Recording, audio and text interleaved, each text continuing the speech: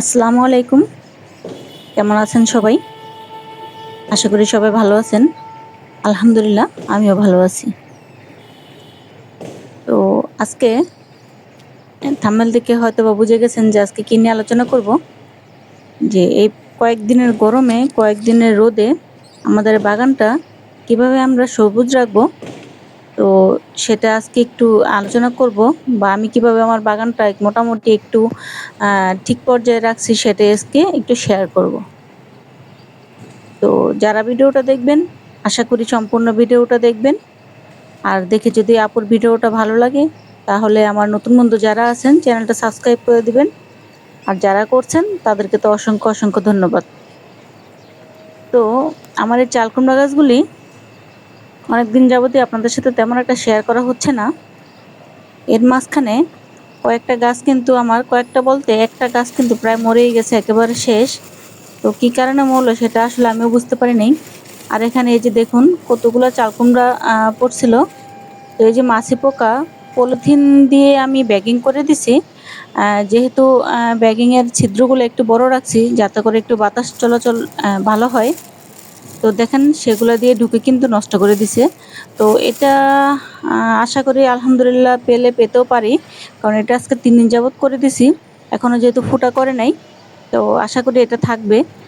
আর যেহেতু আমি প্রথম থেকে 3টা হারভেস্ট করছি, এই কদিনে আমি আরো কিন্তু 2-3টা হারভেস্ট করতে পারতাম। তো এই মাছি পোকার কারণে আসলে হারভেস্ট করা হয়নি।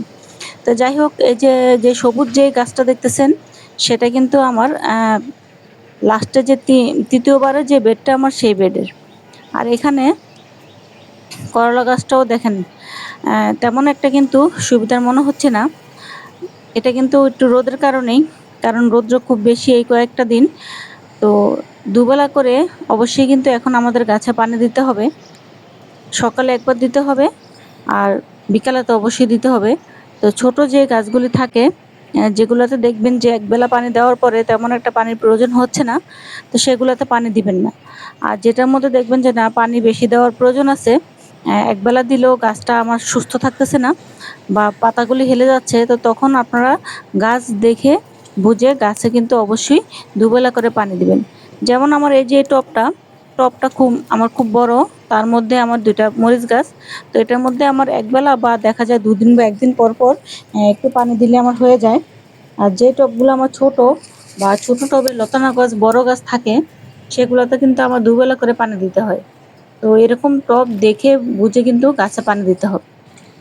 আর যখন দেখবেন যে টবের মাটি উপর দিকে প্রায় শুকিয়ে গেছে, আর সবজি গাছে সবসময় পানি দুবেলা করে দেওয়াই ভালো, কারণ এটা লতানো গাছ থাকে। এই লতানো গাছটা আপনার প্রচুর পরিমাণে কিন্তু পানি শোষণ করে। আর রৌদ্রের তাপ থাকলে, যেহেতু আমাদের কোনো মালচিং পদ্ধতি নাই, তো সেহেতু সূর্যের আলোটা কিন্তু সরাসরি আমাদের টবের গোড়ায় পড়ে। তো যার কারণে দেখা যায় উপরে মাটিটা আরো দ্রুত শুকিয়ে যায়। আর গাছ তো যতটুকু খাওয়ার বা গাছ গ্রহণ করা ততটুকুই করে, আর বাকিটুকু কিন্তু সূর্যের আলোতে বাষ্প হয়ে উপরের দিকে চলে যায়। তো সেজন্য আমাদের পানিটা অন্ততপক্ষে 2 বার করে দিতে হবে। এটা অবশ্যই দিতে হবে। আর আরেকটা বিষয় হচ্ছে, যাদের গাছে স্প্রে মানে পানি পাইপ দিয়ে স্প্রে করে দেওয়ার মতো সুবিধা আছে, তারা একটু, যদি প্রতিদিন নাও পারেন, 2-1 দিন পর পর গাছগুলো একটু উপরে দিয়ে পানি দিয়ে সকালের টাইমটা বা 10টা-11টার দিকে একটু ধুয়ে দিবেন, যাতে করে পাতাগুলি একটু ঠান্ডা থাকে। আরেকটা জিনিস করতে পারেন, যেটা হচ্ছে গাছের খাবার। বৃষ্টির সময় যেহেতু গাছে খাবার আমরা কম দিতে পারি, তো এখন যেহেতু একটু রৌদ্র আছে, গাছে কিন্তু অবশ্যই খাবারটা দিয়ে যেতে হবে। গাছ আপনার রৌদ্র পাক যাই পাক, গাছের গোড়া যদি পানিতে ভিজে থাকে আর খাবারটা যদি সঠিক পরিমাণে থাকে, গাছের পাতা কিন্তু মাশাআল্লাহ হেলদি এবং সুস্থ এবং সতেজ থাকবে। তো আলহামদুলিল্লাহ আমার এই যে বরবটি গাছগুলি এখন পর্যন্ত আলহামদুলিল্লাহ ভালো আছে। তো জানি না কয়েকদিন এমন থাকবে। তো আহ, বৃষ্টি পেলে আশা করি ইনশাল্লাহ গাছগুলি মোটামুটি একটু ভালো থাকবে, সুস্থ থাকবে। আর যেহেতু আমার এখানে একটা টবে 3টা করে গাছ আছে, আর এই যে এই পাশের যে বেডটা, সেটা তো আমি দেখাইছি আপনাদেরকে, যে শিকড় প্রযুক্তিতে কিভাবে বাগান করা যায়।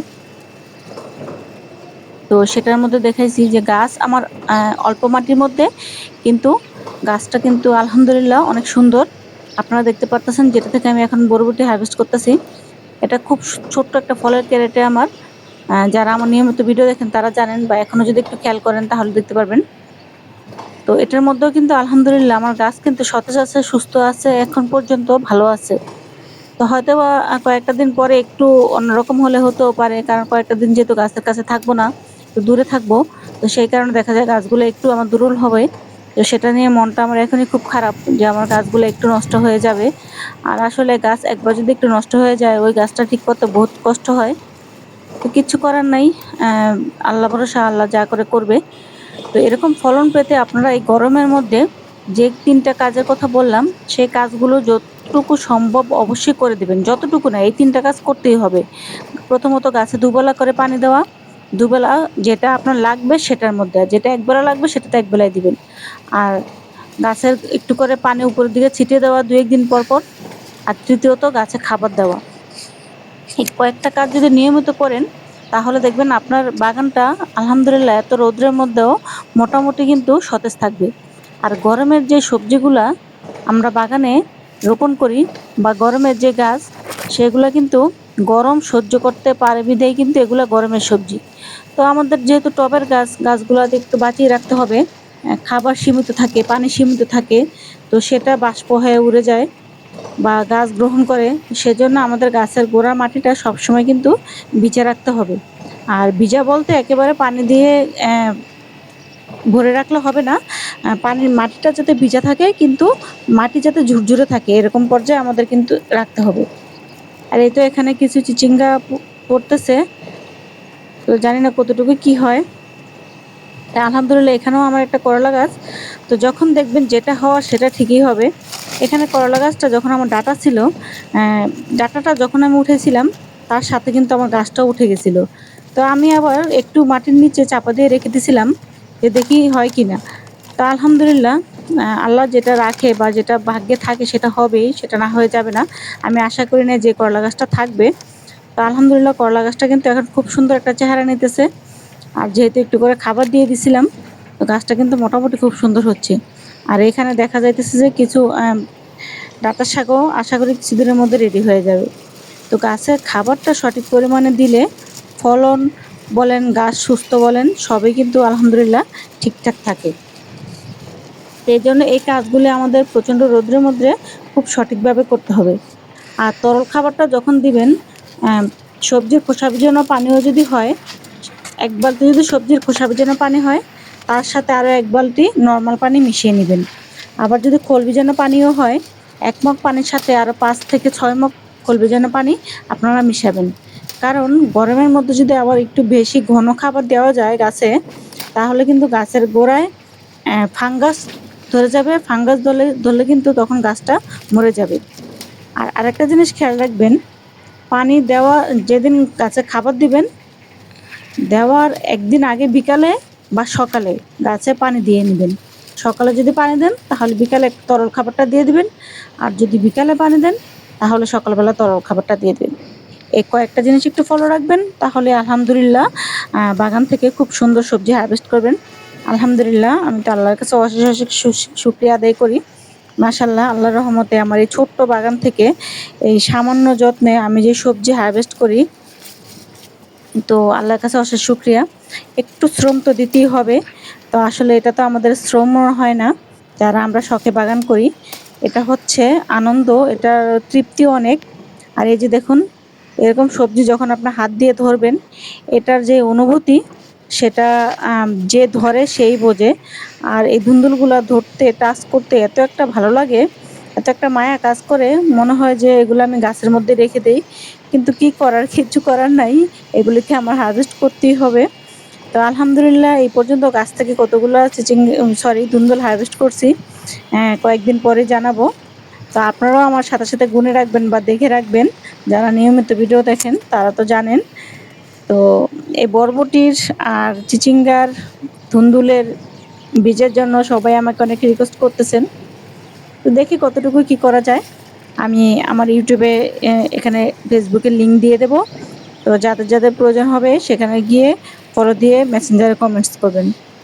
আর একটু আগে যে মিষ্টি কুমড়াটা দেখলেন, আমি এতগুলো ট্রাই করলাম, কয়েকটা পরাগায়নও করলাম, একটাও আমি রাখতে পারলাম না। আর এটা কিভাবে পরাগায়ন হয়েছে সেটা আমি নিজেও জানি না। তার মধ্যে আবার একটু ছিদ্র হয়ে গেছে।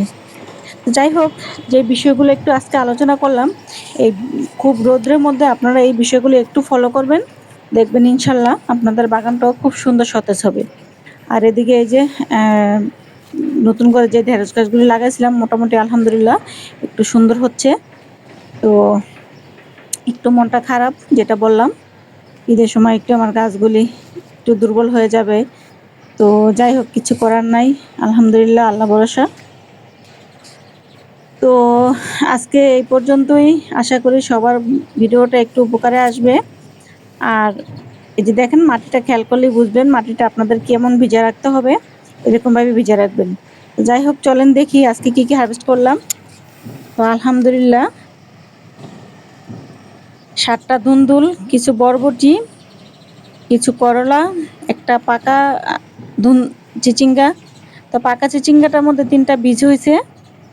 যখন আমি এগুলো হারভেস্ট করে নিয়েছি তখন আমি দেখছি 3টা বীজ। তো চিচিঙ্গার বীজ এবার আমি রাখতেছি, গত বছরও রাখছিলাম, একটু আগে যেটা দেখলেন বড়, সেটাও আমি বীজের জন্য রাখছি। আর আমার এতগুলা ধুন্দুলের মধ্যে এই যে একটা ধুন্দুল এরকম একটু ছিদ্র করে ফেলছিল, আর মাশাল্লাহ একটা ধুন্দুলে কোনো কিছু হয় না, সবগুলো একেবারে ফ্রেশ। তো যাই হোক, এরকম আনন্দ যখন আপনার চোখের সামনে থাকবে, এরকম খুশি যখন আপনার চোখের সামনে থাকবে, তখন সব কিছু বাদ দিয়ে আপনার শুধু মন থেকে বাগান করার ইচ্ছা হবে। তো যাই হোক, সবাই ভালো থাকেন, সুস্থ থাকেন, আপনারাও বাগান করেন, কারণ বাগান করলে মন ভালো থাকে, শরীর সুস্থ থাকে, ছোট ছোট আনন্দগুলি আমরা এখানে খুঁজে পাই।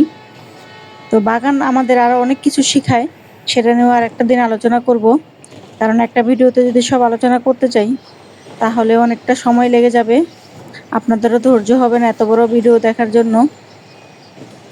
তো যখনই যার ভিডিওটা দেখবেন, সবসময় বলি একটু ধৈর্য নিয়ে দেখবেন, সম্পূর্ণ ভিডিওটা দেখবেন, দেখলে অনেক কিছু জানতে পারবেন, শিখতে পারবেন এবং বুঝতে পারবেন।